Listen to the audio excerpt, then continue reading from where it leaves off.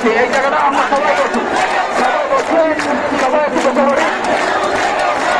আমাদের আন্দোলন দাবিগুলো আমরা শুরু করবো, এই মঞ্চ থেকে আমরা দাবি আদায় করে তারপর বাসায় ফিরবো। যে সবাই আছেন আমাদের দাবি, আমাদের দাবি,